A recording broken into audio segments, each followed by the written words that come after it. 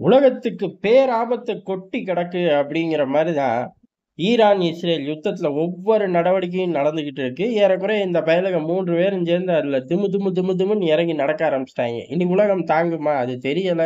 யுத்தங்கள் தீவிரமாகும். ஏன் அப்படின்னா 3 பிளேயர்களுமே நடவடிக்கை அப்படிங்கிறது யுத்த கால நடவடிக்கையை ரொம்ப தீவிரமா கொண்டு போக ஆரம்பிக்கிறார்கள். இஸ்ரேலை பொறுத்த வரையும் ஆமா ஈரானோட கை ஓங்கி இருக்கு. ஆனா ரொம்ப பெரிய அளவுல இல்ல.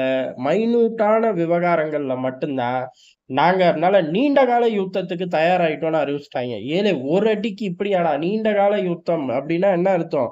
ஈரான நீண்ட காலம் அடிச்சுக்கிட்டே இருந்தா ஒரு ஸ்டேஜ்ல அவன் அடங்கிதான் ஆகணும் அப்படின்னு. அண்ணன் அமெரிக்கா பம்ப் பண்ண தயாரா இருக்கிறனால நண்பன் இஸ்ரேல் எப்படி வேணாலும் குதிக்கலாம். இஸ்ரேல் கிட்ட வீட்டோ அதிகாரமே இல்ல. ஆனா வீட்டோ அதிகாரம் இருக்கிற ஒரு நாடா இஸ்ரேல் மாறிப் போச்சு. ஒரே ஒரு காரணம், அண்ணன் அமெரிக்காவோட ஆதரவு நண்பன் இஸ்ரேலுக்கு கிடைச்சு போச்சு. அப்ப ஈரானுக்குடா? ஈரான் உட்கார்ந்திருக்க இடமே வீட்டோ அதிகாரம் தான். அந்த நிலப்பரப்புல அம்புட்டு சீக்கிரம் படைகள் முன்னேற முடியாது அப்படிங்கிறது ஈரானுக்கு சாதகமான விஷயம்.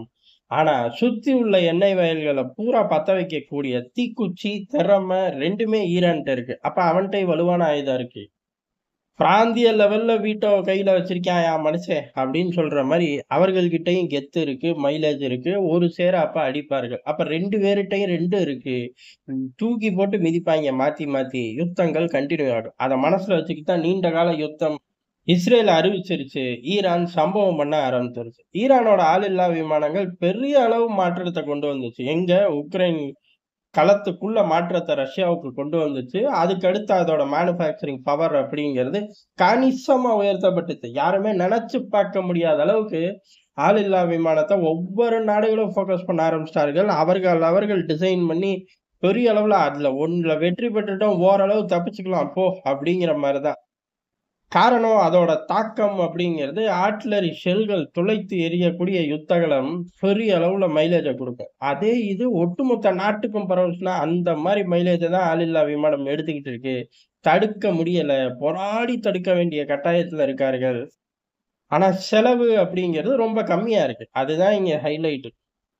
அப்பேற்பட்ட ஆளில்லா விமானங்கள் இப்ப இஸ்ரேலுக்குள்ள ருத்ர தாண்டவம் ஆடுது. தடுக்கவே முடியல. போர் சிட்டில பெரிய அளவு ஒடிசாவா அப்படிங்கிற மாதிரி உத்து மேல இருந்து ஃபோக்கஸ் பண்ற அளவு பத்தி எரியுது ஹைஃபா.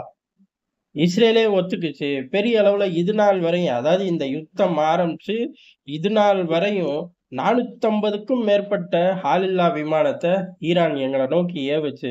அதுல 99% நாங்க நியூட்ரலைஸ் பண்ணிட்டோம். ஆனா இந்த தடவ அப்படிங்கிறது சிக்கலாயி போச்சு.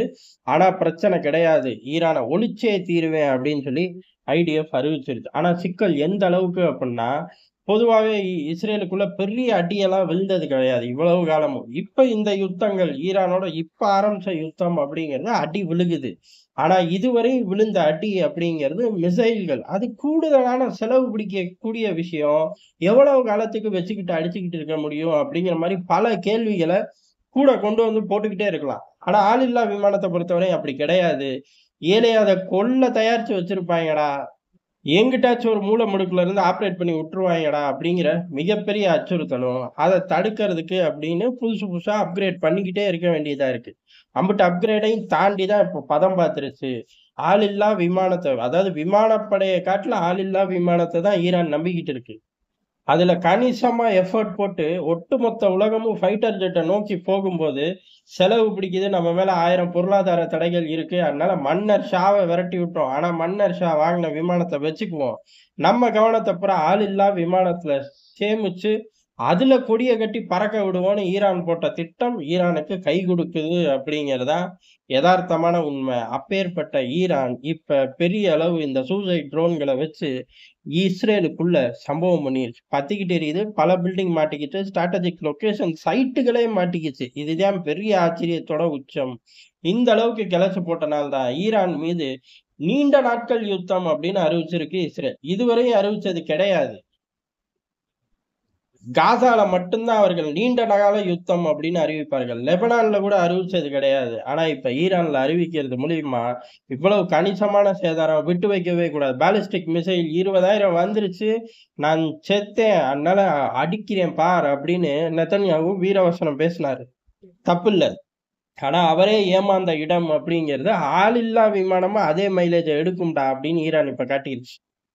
இந்த அளவுக்கு சம்பவங்கள் வந்து, இஸ்ரேலே நீண்ட நாட்கள் யுத்தம் அப்படின்னு ஒரு டெரர், ஒரு பயம் கலந்த நடவடிக்கைகள்ல ஈடுபடும்போது, அண்ணன் அமெரிக்கா என்ன பண்றான் அப்படிங்கிறது தான். அண்ணன் அமெரிக்கா, ஆஹா! விஷயம் கைமீறி போதா அப்படின்ட்டு தன்னோட 6 B2 ரக விமானங்கள குவாம் தீவுக்கு நகர்த்திக்கிட்டார்கள்.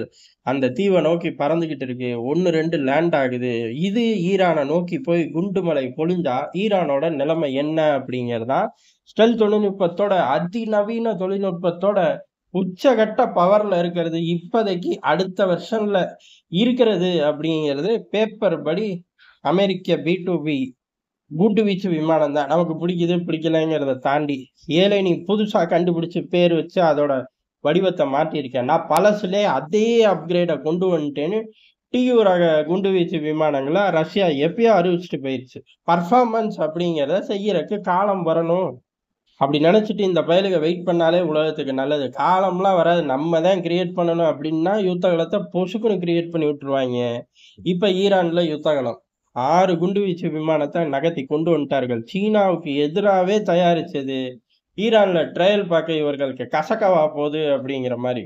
ஒருவேள ஈரான், ரஷ்யா அப்படின்னு ஒரு கூட்டணி போட்டு, இத இங்க வச்சு வீழ்த்தி நம்மளும் ட்ரையல் பார்ப்போம்னு ஆரம்பிச்சுட்டாங்கன்னா, அண்ணன் அமெரிக்காவுக்கு சிக்கல் தான். B2B பாம்பர் ரகம் எவன்ட்டயும் இல்ல அப்படின்னா, அதுக்கான காரணம் தொழில்நுட்பம். அதுக்கான இன்னொரு எதார்த்தமான உண்மை காசு. செலவு பிடிக்கக்கூடிய விஷயம். குண்டு வீச்சு விமானங்கள் அப்படின்னாலே, குண்டு குண்டா டாலர்கள பம்பா பண்ணணும். அதுல இந்த மாரி ஸ்டெல்த் தொழில்நுட்பம் அது இதுன்ட்டு ஏகப்பட்ட காச கொட்டி வச்சிருக்கார்கள். அதுல ஒண்ண சுட்டி வீழ்த்தினா கூட ஆட்டோமேட்டிக்கா ஃபெடரல் ரிசர்வே நெஞ்ச பிடிச்சிரும். அதனால யுத்தத்தோட வீரியம் அப்படிங்கிறது 3 பிளேயர்களும் சேர்ந்து அடுத்த கட்ட படியில கால் வச்சுட்டார்கள். கால் வச்சு குதிச்சுக்கிட்டு இருக்கார்கள். எப்ப வேணாலும் படியே விழுந்துரும். அப்பதான் தெரியும் எந்த பிளேயருக்கு எவ்வளவு அடி அப்படிங்கிறது. ஆனா இவ்வளவு மோசமா மாறும் அப்படிங்கிறது பெரிய அளவுல யாருமே எதிர்பார்க்கல. இஸ்ரேல் இந்த அளவுக்கு அடி விழுகும். ஈரானுக்குள்ள இத்தனை தளபதிகளுக்கு டிக்கெட் கிழிச்சு தருவார்கள். அமெரிக்கா இப்படி முழு வேகத்துல சுத்தி இறங்கி நின்னு வேடிக்கை தான் பாக்குது அப்படிங்கிறது. ஏன் அப்படின்னா இந்நேரம் ஒருவேளை வெற்றி உறுதி அப்படின்னா இரவோட இரவா சம்பவத்தை ஆரம்பிச்சு விட்டுருப்பார்கள். ஆரம்பிச்சு விட்டு டொனால்டு ட்ரம்ப் முதல்ல அவரோட ட்ரூத் பிளாட்ஃபார்ம்ல அமெரிக்க கொடியை போடுவாரு. அதுக்கடுத்து அதுல 2 லைனை வெளியிடுவார். அதுக்கடுத்து மொத்த சாராம்சத்தையும் வெளியிடுவார். இப்ப ட்ரூத் பிளாட்ஃபார்ம் போய் ப்ளூ ஸ்கை வரை வந்துட்டாங்க. அடுத்த பஞ்சாயத்துக்குள்ள அவர்கள் உள்ளூர் அரசியலையும் ரொம்ப தீவிரமா ஆனா அண்ணன் அமெரிக்காவை உண்மையிலேயே பாராட்டணும். உள்ளூர் அரசியல், வெளியூர் அரசியல், வெளிநாட்டு அரசியல் அப்படின்னு 3யுமே இருக்கக்கூடிய 24 மணி நேரத்துல கையாளுறாங்க. அதுக்கான காரணம் என்ன? டாலரை அவனே பிரிண்ட் பண்ணிக்கிறான். இது பெரிய ரகசியம் பாரு அப்படிங்கிறதும் ஒரு உண்மை. யதார்த்தமான உண்மை எனக்கு தெரியல. உங்களுக்கு யாருக்கு தெரிஞ்சா கீழே கமெண்ட் பண்ணுங்க. யுத்தம் அடுத்த ஸ்டேஜ போயிருச்சு. இனி குண்டு வீச்சு விமானங்கள் உள்ள நுழைஞ்சா நம்ம அப்டேட் பார்ப்போம். உள்ள நுழையாட்டியும் அடுத்தடுத்த அப்டேட் இருக்கு. திண்ணையில உட்கார்ந்து பேசுற மாதிரி நம்ம இடத்துல உட்கார்ந்து விரிவா சேர்ந்து பேசுவோம் வாங்க.